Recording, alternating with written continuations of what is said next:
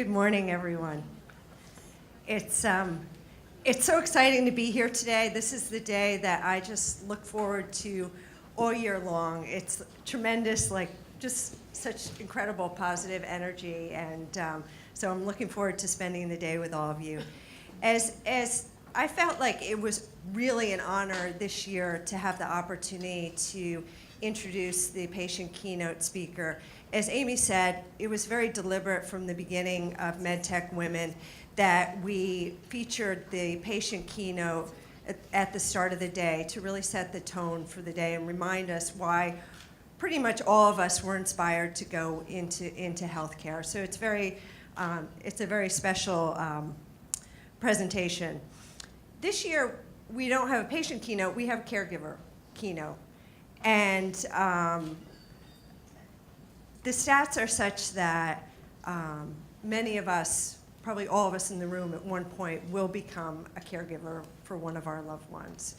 And Regina Holliday is our speaker, and she was put into that position, really thrown into that position. And caregivers often, they don't plan, they don't train for these roles.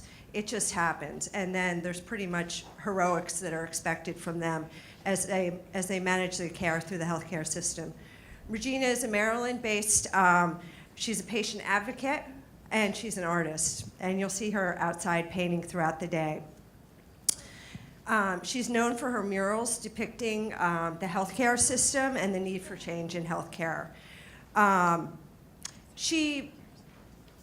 journey started when her husband became ill and later passed away from kidney cancer. During the course of his treatment, she was put in a position where she had to manage so many complexities of his care and his decision, from access to his medical data through to poor treatment and medical errors along the way. And his death then inspired her and was a catalyst for her to use art as a way of change. Her story is really powerful, so I am just really looking forward to her sharing it with you. But it also serves as a reminder to us that we really need to focus on the patient and to understand their systems of care more holistically. We're focusing on a global theme today. Her story reminds us that even in countries where we have excellent care or excellent technologies, access to these technologies does not guarantee great patient care, and they become really irrelevant in the face of this poor care. So I think one of the themes there is really that we need to think about as we design our technologies, really understanding the systems that these technologies are being implemented in. Regina's also inspired a global movement called the Walking Gallery of Health, and I know she'll speak to that today, but through which this Walking Gallery of Health, she's inspired patient advocacy around the world, and she'll share with you some of those patient stories. So without further ado, it's my pleasure to welcome Regina Holliday.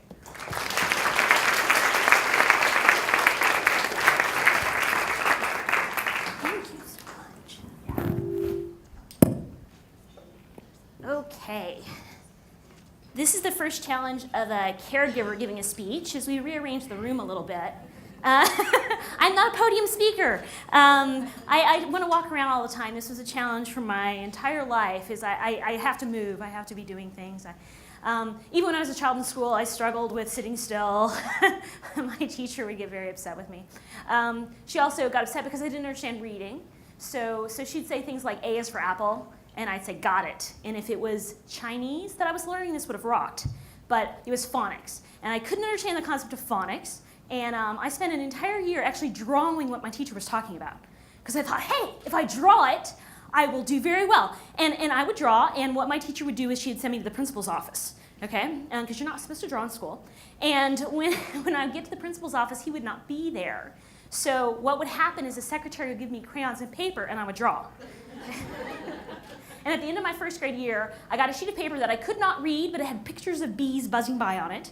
And I took that picture home to my mom, and I said, what does it say? And she says, it says you'll be back. You're going to repeat first grade. And I was sort of sad. And that year, there was too many first graders. There was this bumper crop of children. So they actually put us in an overflow room next to the boiler in the basement. And somebody vandalized our class within the first 2 weeks of school.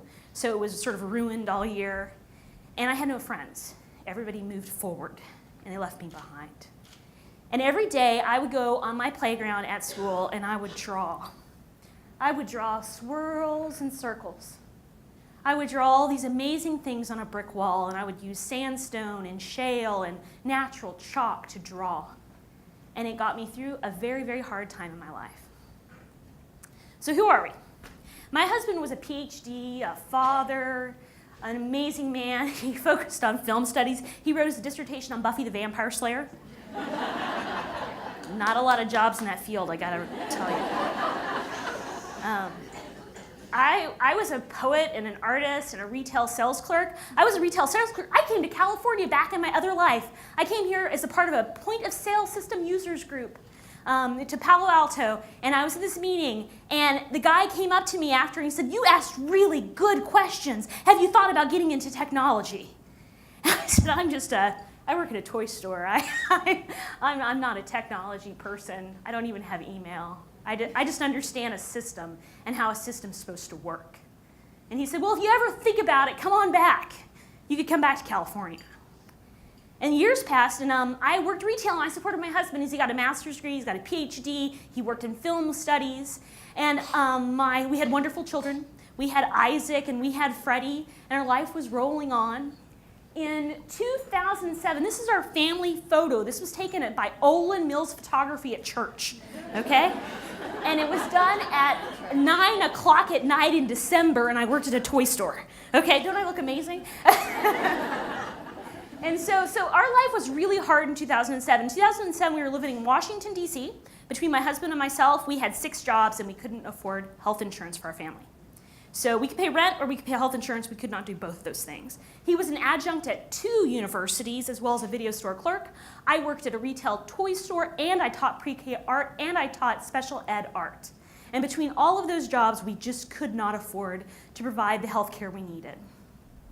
So what happened? Back in January of 2008, we wrote our New Year's resolutions down, and this was the list. I still have it on a scrap of paper, and it's amazing because everything happened. See, we wanted Fred to get a job in his field. We wanted our son Freddie, who'd just gotten diagnosed with autism, to get into special needs school. We wanted to spend more time together as a family, because I gotta tell you, working 6 jobs means you're not spending a lot of time together.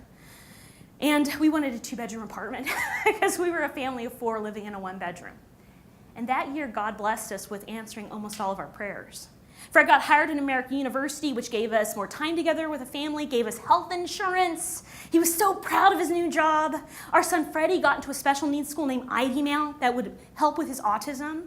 And the only thing we didn't get was that 2-bedroom apartment. We thought, hey, this is our year. Things are looking up. Now the challenge was Fred was working really hard throughout that fall semester and going into that spring semester. And he was hurting all the time. And if you would data mine his status lines backwards, it's amazing. You actually can see 5 symptoms of kidney cancer on Facebook. But you know, we don't have any algorithm that really watches that and puts it into your medical record. It just sits there and you don't see the pattern that's forming. So he complained about first rib pain. Went to the doctor, went to the ER. They said he'd broken his ribs coughing from a cold, which was odd because he was only 38. Then he started saying he had such horrible back pain. I went to the doctor for the back pain, got on pain meds. By March of 2009, my husband was on 4 types of painkillers, 2 types of muscle relaxants, and 4 types of laxatives, and we had no diagnosis. On March 13th, Fred came home from work and he was hurting so bad he could barely walk. And it was a Friday night, so you know we're gonna get no care. So I said, let's just go to the ER. If we go to the ER, they've gotta see you, they've gotta find out what's wrong with you. So we went to the pretty ER, the one with the stained glass windows and the coffee shop. And we brought a bag of toys for the kids, and we sat at the couches and we waited. And we waited for 3 hours for someone to come out and say, we are too busy tonight. We will not be able to see your husband, but here's some more painkillers, and you should go see your doctor next week. The next week, I went with Fred to his doctor. And I was very frustrated. I'm used to being a mom to my kids. I'm not used to being a mom to my husband. We went in. They just said, oh, could you just go lay down on the table? My husband proceeded to lay down on the table. I said, wait, aren't you going to weigh him? And they said, we don't always weigh our patients. I'm like, really? Because my doctor always weighs me. We have these really long conversations right after. You should really weigh your patients, okay? But they said, no, we don't do that. So we went into the room, and the doctor came with a flip chart, and she said, so, Mrs. Holliday, Mr. Holliday, and Mrs. Holliday, do you think maybe, Fred, you're depressed? And we looked at her, and we said, of course he's depressed. He's in excruciating pain all the time. We need something called an MRI. I looked it up online, and there's this thing called an open MRI. My husband's claustrophobic. We need that kind. And we need that kind this week, because we've been coming here for 3 months, and you haven't figured out what's wrong with him. And she said, I think it's a protuberance of lumbar 5. I said, I think it's something wrong with his kidneys. So she found a place that had an MRI. And my husband drove all the way out to Olney, Maryland, and then got a CD of his results and drove it all the way back into the doctor's office and left it with her, and she calls us 4 days later. She says that she looked at the MRI. She would like to make an appointment, or for us to make an appointment with an oncologist she knew. Here was the phone number, click. So I didn't even know what an oncologist was. I had to look that up. That is a cancer doctor. And so we had to make the appointment. We went to the hospital on March 25th of 2009. And I went there with my husband, and it was just to get tests initially, and they said you really need to be admitted to have all these tests. So I got him up to a room, and I got him admitted, and I didn't have all his pain meds, because who carries all the pain meds with a person? They're like, well, you need to go back and get that. So I had to take a train and a taxi and got back to the apartment and do the exact same thing in reverse to get everything into that room. And then they had more tests. And then I did something you're not supposed to do. You're not supposed to leave a patient by themselves in the hospital. But I had 2 little kids at home, and I needed to go work at the toy store, so I left him in the hospital. And on March 27th, after he'd had tests, my husband called me at the toy store and was crying. He said, Reggie, the doctor was in my room. He says, I have tumors and growths throughout my abdomen. I have a 3-centimeter tumor in my kidney, and I'm very frightened, and I don't know what's going on, so could you please come here as soon as possible? And I didn't drive. So I asked my boss, why could you please drive me to the hospital, because something's happened with my husband. And she drove me there, and she had a whole family of doctors. She said, there's something you need to know. You need to know that you have to write everything down. From now on, you write everything down, because you're the one who's going to be in charge of his care. And when I got to the hospital, I hugged my husband, and I said, I'm going to find out what's going on. And I ran to the nurse's station. I said, there was a doctor who just talked to my husband and says that he has tumors, and I need to talk to this doctor. And the nurse said, well, he's left town for a medical conference. He'll be gone for the next 4 days. He wouldn't respond to email or phone calls while I tried to figure out what was going on. When Fred's doctor got back in town later that week, he came to Fred at 7:30 rounds and said, so I understand Mrs. Holliday's been asking questions about your case. And Fred said, yes. He said yes with trepidation, because you see, he'd worked in food service, and he knows exactly what happens to your hamburger when you complain about it.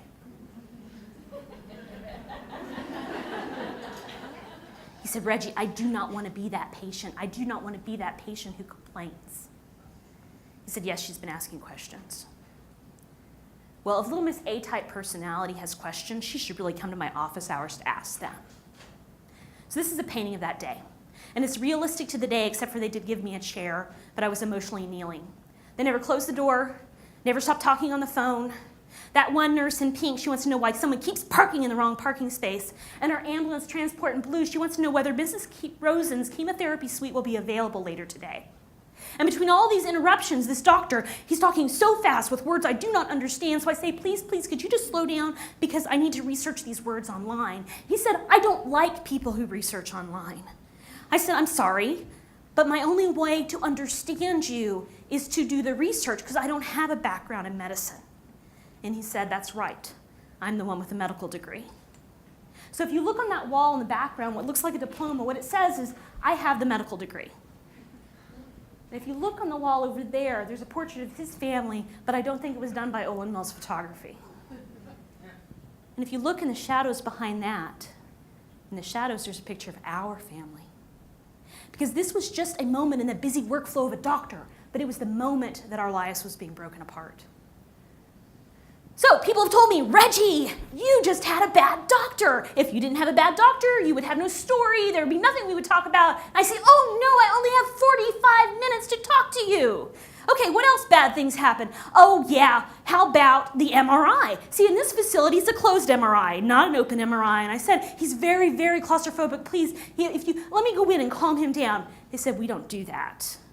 You need to wait out in the hall. He's feverish. Can we see about getting him some kind of Tylenol or something before he goes in? Because this is a long procedure.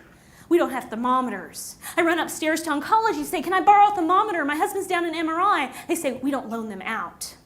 So I say, can I at least have a wet cloth to put on his forehead? And I did that. And then they double dosed him with Ativan because he was getting nervous. They could do that. They could come downstairs to do that. And then he went in. And I waited in the hall for 15 minutes. And then the tech runs out. He will not calm down. We can't get this procedure done. You need to get in there and get him calm down. Give me your ring. Give me your watch. Okay, I'm getting robbed by the MRI tech. So I run in there. I give her the things. I start calming him down. But she didn't ask for the ID. And the minute that chamber came up, it blew right in. Because she didn't ask, do you have anything metal on you? Didn't have the conversation that we need to have. Or how about radiation transport? We were told we could get radiation transport. Well, we could get palliative radiation. We weren't sure what that was. What is palliative radiation? Well, that will help with the bone pain. Oh, yes, anything to help with the bone pain. And then an ambulance crew covered with rain gear comes into our room. We're like, what's going on? They said, we're taking you to radiation. Well, radiation's right downstairs. Oh, no. This radiation's across town. You have to go on an ambulance. Well, it was the first day at work for one of the techs. So she didn't know on a bed lift, you take the sheet, you do a pull, and you go over. She did shove instead. And what she shoved was a point of metastases. So that was where my husband's hip broke while hospitalized. So, all this stuff is going on. I am getting so frustrated. See, I'm a special needs mom. I'm used to IEPs. I'm used to reports. I'm used to reading them. You don't get any of that in the hospital. I'm like, where do we get the information?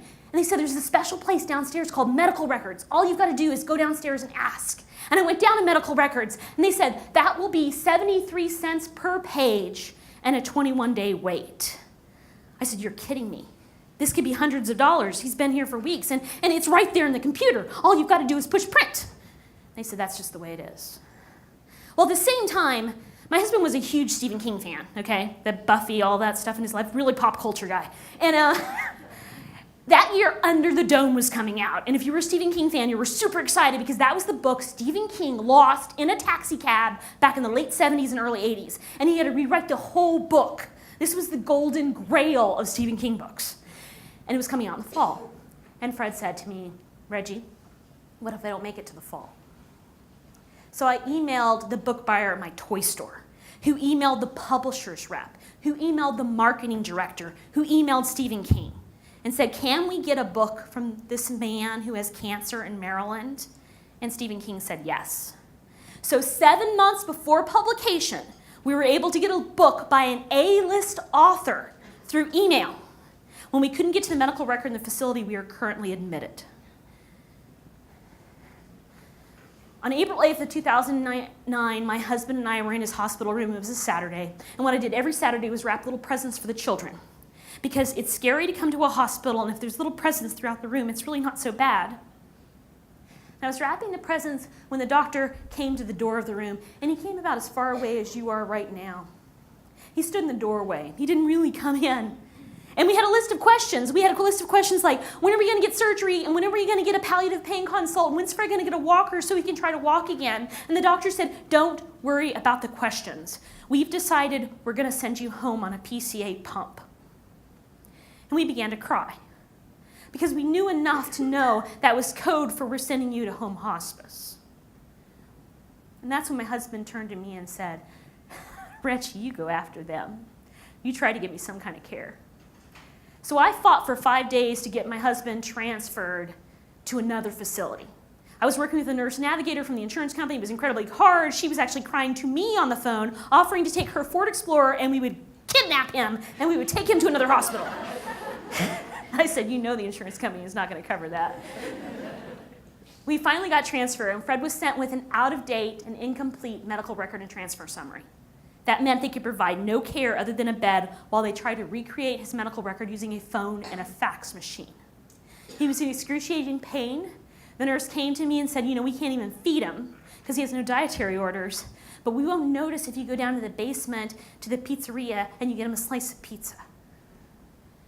I got to leave finally at midnight when they got him back on his meds. The very next day, Fred's doctors came to me and they said, okay, we want to see your husband's entire medical record from all 3 weeks in that other facility, all films and CDs, and I laughed in their faces. I said, I have been trying to get that information for weeks. He said, well, you're going to get it now. We're sending you back to the first facility as a courier. You're getting it for us. The old hospital printed out Fred's medical record in an hour and a half for the new doctors. And they took it and they looked at it for a couple hours and they came over to me and handed it to me, this big ream of paper. And they said, we want you to have this. So I said, wait a second, you said this was important. You said you needed to have this. They're like, we looked at it, we read what we needed to read, and we have nowhere to put it in our systems. But you're going to be with your husband. You're going to take care of him at every facility. You're the one who needs to know this. And I read it and I was furious.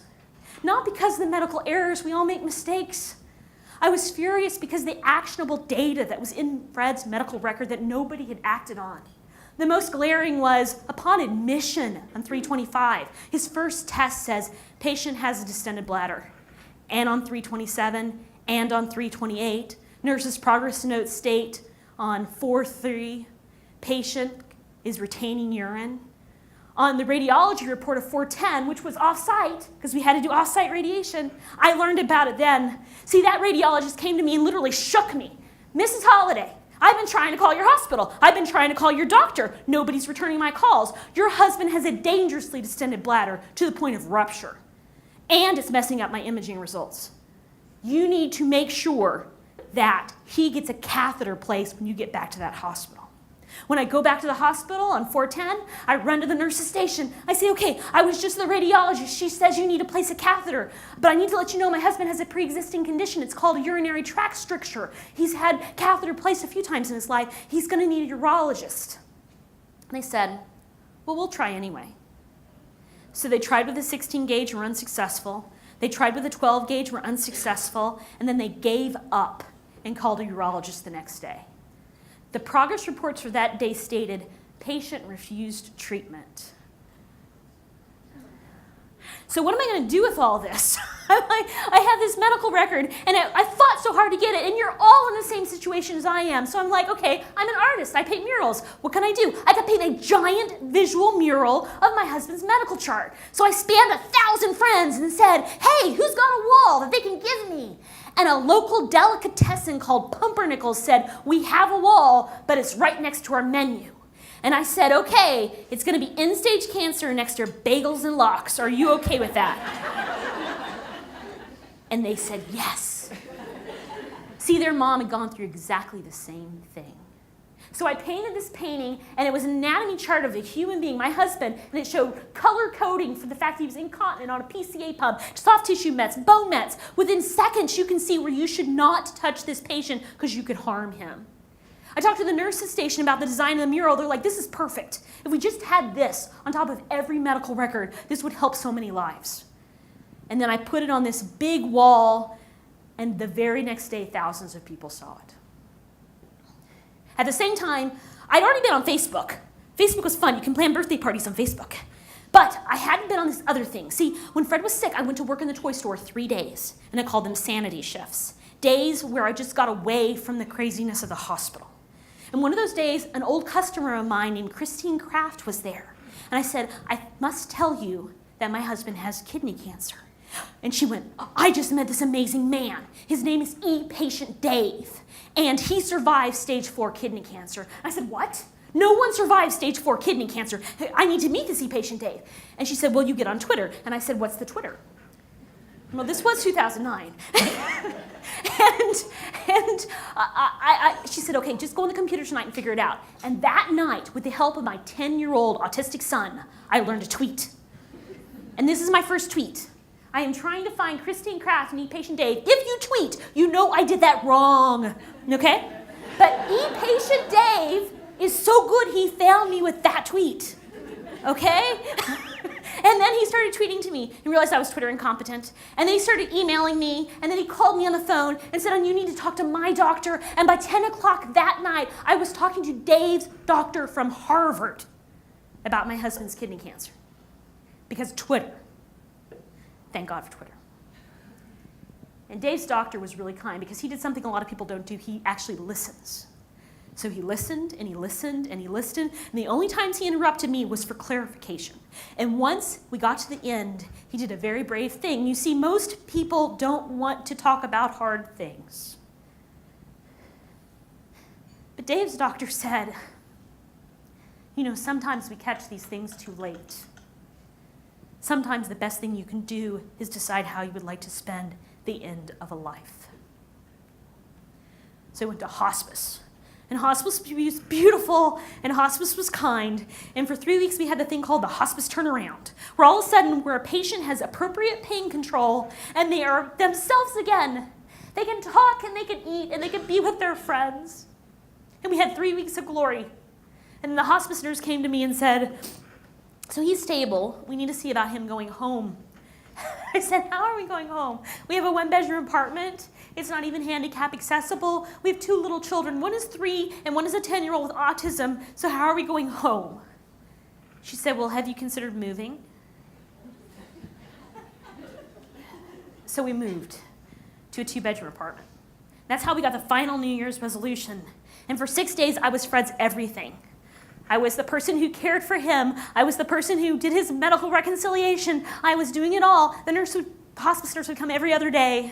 She would say, I'm not sure this is working out. I'm like, what? She says, well, this is how it works, You leave, and then you can come back. Insurance will allow you to come back. I said, you made our family move.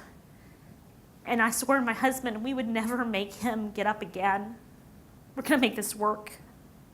At 12:30 at night, my husband called out on the 6th night, said, Reggie, my catheter blew. And we called the hospice nurse, and she came, and she replaced catheter. She was really good at it. He complimented her a lot for it. She said, well, I worked at the VA for many years. And then she started to sweep our floor. And I said, you don't have to sweep our floor. And she said, you just be with your husband. And here's some atropine drops for when it gets hard for him to breathe. And then something happened. It's called terminal restlessness. And for some families, this is very bad. A person becomes very distraught and tries to get up, but not my husband. See, he always was distraught. And he was excited and animated, and we talked about Stephen King and Stephen Colbert and our children and our life, and we talked till 5:30 in the morning. And around 6:30, Fred turned to me and was like, Reggie, you look so tired. You should go to sleep.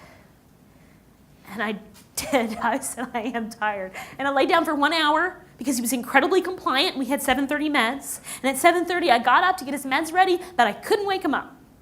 So I crushed his pills, and I put them on his tongue, and I gave him the water bottle, and I said, all you have to do is suck. And he did. He took his final meds. But the breathing, it got so slow. And then I ran and got my mother-in-law, and I got my children, and we just held his hands and said, we love you, Daddy, and it is okay to go. And then he stopped. We went to a funeral and a memorial service. On Tuesday, which is 5 days later, I began to paint a big painting in DC. See, I wanted to paint about the entire problem with Fred's care. The lack of coordination, the poor use of technology. I started blogging and Facebooking and tweeting and telling the world about how important it was to make everything interoperable and have appropriate communication. This is the painting 73 Cents. It's by a CVS pharmacy on Connecticut Avenue in Washington, D.C. It's been now there for 7 years, and people routinely go to see it. It is my husband's medical care. It is his life story, writ large on a wall. It's 17 feet by 70 feet. And it took me about 3.5 months to finish. A couple of inspirational art pieces for that painting was Guernica and the Death of Marat. And I love this quote, shouldn't art stick to what it does best, the delivery of pleasure, and forget about being a paintbrush warrior? Or is it when the bombs are dropping, we find out what art is really for? How the story changes things. See, I was an abused child. Back in the 1980s, you didn't talk about it. When I painted the big painting, 73 Cents, one of the things I did was Little Girl America in the painting. That's based on me. And her legs are covered with switch welts. And when I was painting this painting, an African-American gentleman came up to me and looked at that and says, the only way you could paint that realistically is if you lived it. And I said, yes. Because we can talk about this stuff now. And the way we're treating patients in hospitals, not knowing what's going to happen next, medical error, lack of communication, is abuse. So this is a painting of 17 different authors, and they have pens as swords, and they have shields that are their books, and they all wrote a book on how to survive your hospital stay, right? That's what they wrote about. And those books, half of them are still in print, and half of them are no longer in print. You can't get them anymore. And if I wanted to continue that painting's large. It's about the size of 3 of these panels, okay? Well, you know what? I could go around this entire room. I could paint this entire room with people who wrote books on the person they lost, the medical error that happened to them, and all of that data is gone. We don't have it, we don't use it, and we do not share it. This is a painting I did about data sets. See, this is George Washington Medical University Hospital. It's right down by the metro stop in DC. I painted this painting because the building's beautiful and it's by a metro stop. That was really important because I wanted to paint it right in front of the hospital. See, that painting has data in it, and the swirling beautiful sky, I'll actually go back so you can see, that's all clinical scores. They are great on their clinicals. They're giving their pneumonia shots when they're supposed to. They're doing all of that. But that report card this child has in her hands, that has C's, D's, and F's on it based on 2010 data and based on the most recent Leapfrog report. This hospital, patients give C's, D's, and F's for patient satisfaction, even though it's a large facility in Washington, D.C. And the most recent rating system in D.C., pretty much the majority of the large hospitals got 1 star. It's not good. This is our nation, our country, and that's our capital, and that is the level of care that we're seeing. So I painted this in front of the facility. It was amazing. People came out of the hospital and kept asking, what are you painting? What is this about? One of the people was really well dressed. It turned out they were on the board of directors for the facility. She asked, how did you get this information? This is our HCAF scores. How did you get this? I said, well, it's freely available on hospital.gov. You can look at it online. In the future, your patients will. I also did this. There was Body Shock the Future, which was a competition of how could you rapidly improve healthcare in this country. And so I did this painting. And what's happening in this painting is there is a little preschool child with an old-fashioned thermos lunch pail beside a pink toilet, like they had in the 50s. And that child is looking at you in disgust because a preschool child knows you do not eat off a toilet. Yet, this nurse is getting ready to put that feeding tray on this bedside tray table that just did an incontinent bedding change and is not clean between uses. That happens all over the country. And the other problem is, see that kind of table? It's made of a compressed wood and a rubber bumper. There is absolutely no way to disinfect that from C. diff. It's not possible. And you wonder why we're having more and more infections in hospitals.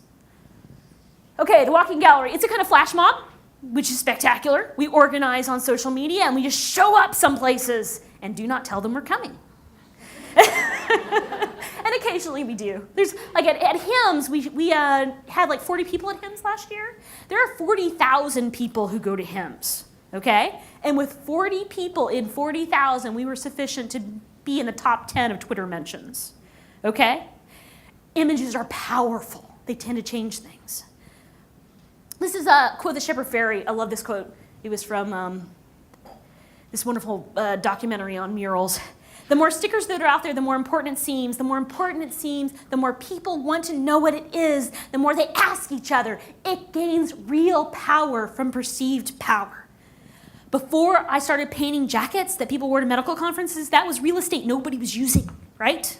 And the patients weren't getting invited. So if we could get the people who went to these medical conferences to wear their family's patient story on their back, all of a sudden, the patient was inside. It's a wonderful guerrilla technique. Speaking of guerrilla technique, this is Catherine Costi. She lives in France. She is self-educated. She does all these wonderful mocks on the internet, and she studies genetics. And she's a quirky, wonderful person who's focused on how can she, with what talents and abilities she has, try to improve healthcare. And so this was a jacket about the work that she does. This is Vanessa Carter. She lives in South Africa. She was in a horrible car accident that crushed the front of her head. And so she has had so many surgeries to reconstruct her face. And she talks about facial differences. So she speaks internationally about the power of the face and how important it is to have a face to talk to others and what she's done to try to do that. And if you'll see, her entire face is made out of landmarks from South Africa because your face is a landmark in and of itself. I go to medical events where, hospitals, for instance, and I look at their EMR systems, and I say, wait a second, I don't see the facial avatar part of the module. You know, you can turn that on. You can have faces on all these medical records. They said, well, we didn't think people would want that. When you look at the human face, your brain function is better. Your ability to understand is better. And your medical errors lessen because you're looking at that person's face as you're treating them. This is a nurse who lives in Pennsylvania. Her name is Mary Jo Shields. And I painted her like children drawing on a sidewalk. You know that whole saying, step on a crack, you break your mother's back? Well, her back is pretty much broken. And even though she was a nurse for so many years, she has fought the entire last year to get back surgery. And it just was approved a couple months ago. So she feels betrayed by the system that she lived in for so many years. And that's actually the worst. When you are in the system of care and then all of a sudden it turns its back on you. This is Bonita Efron. She works with iBlueButton. So Blue Button is this concept that the VA came out with. What if there was a blue button on your medical record that you pushed it and all of a sudden you get a data download of all your important data?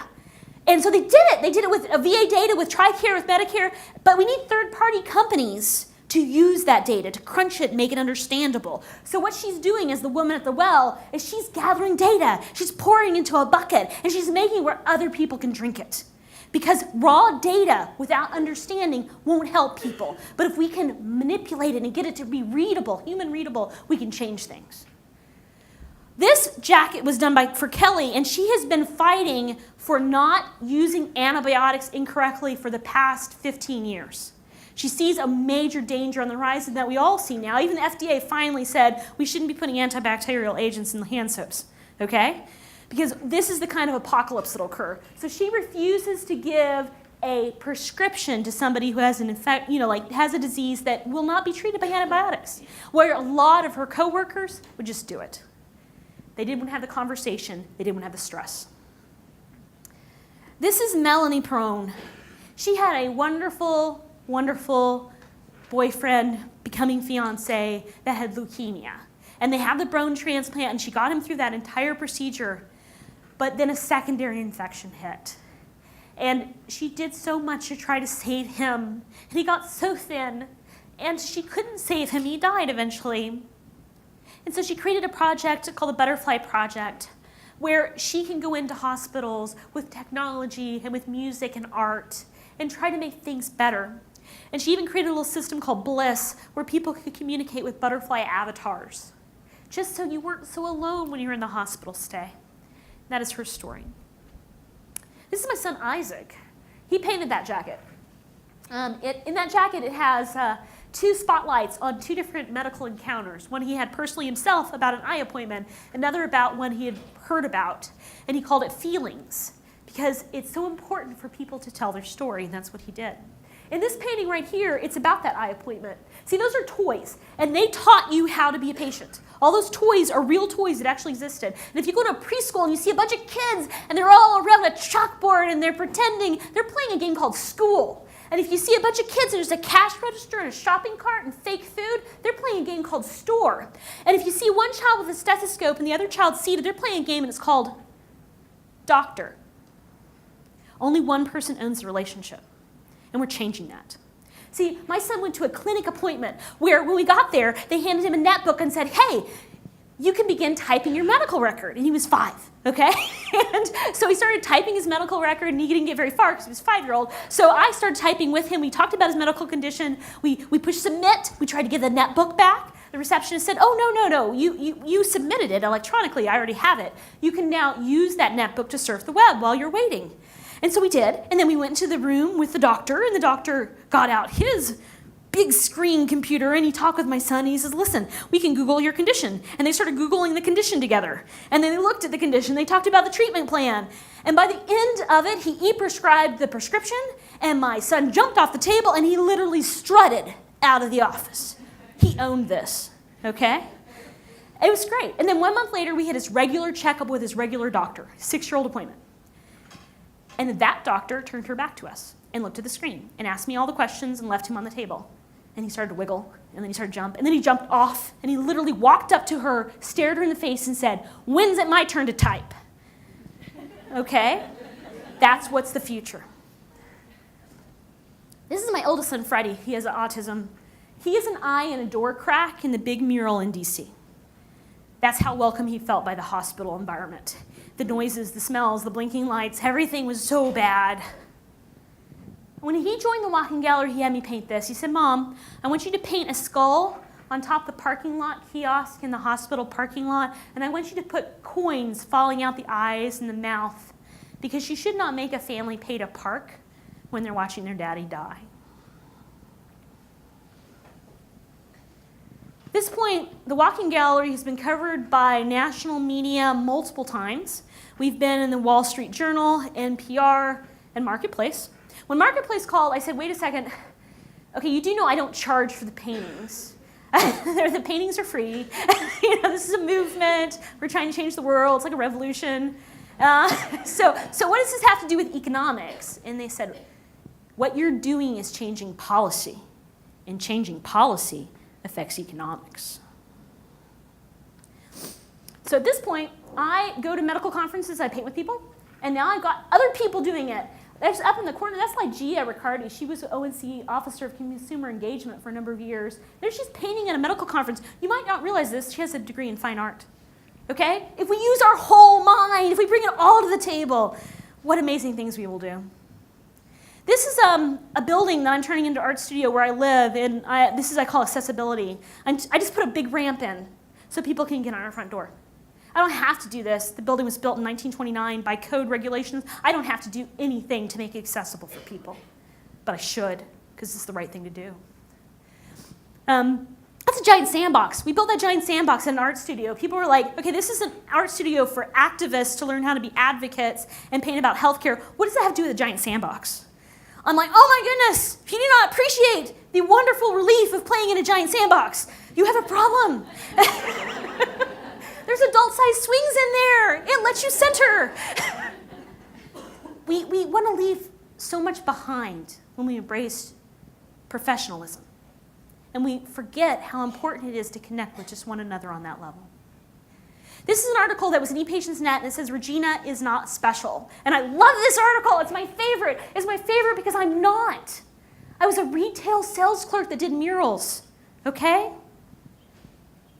I'm not special. But I took every single talent and ability that I have, and I dedicated it to healthcare, and that's all I ask of everyone else. See, I'm Little Miss A-type personality.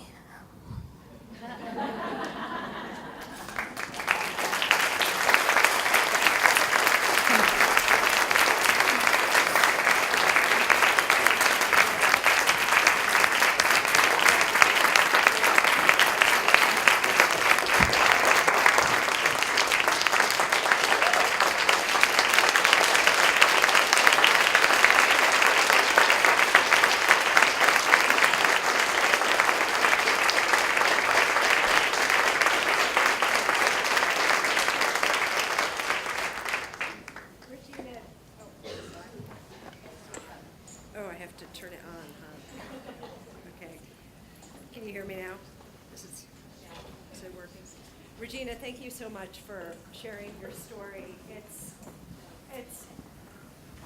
says on. It's on.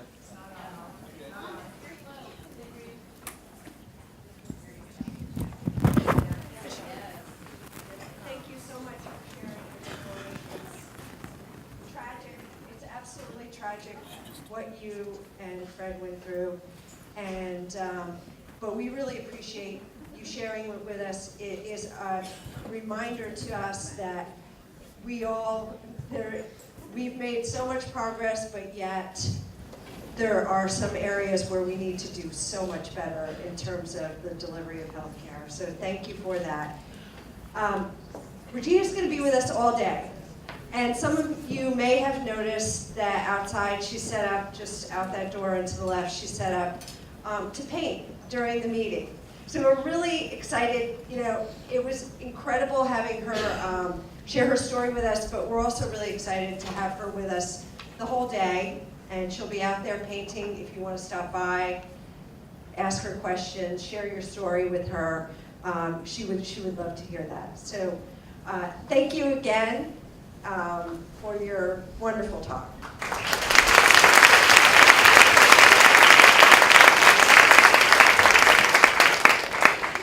And before Regina steps out, I have to profoundly disagree with her on one point because, you know, and my voice is back, by the way. As you were here last night, rest assured, I'm all right now. So Regina says that she's not special, and I think I'd rephrase that and say that, you know, everybody in our lives, right, we all have capabilities for doing things that are differentiated in some way from others that can make special contributions, you know, versus others. But you know what makes an individual special is that you activate around that and you do it. And so I disagree. You are special. Thank you for being here, and we'll talk to you throughout the day.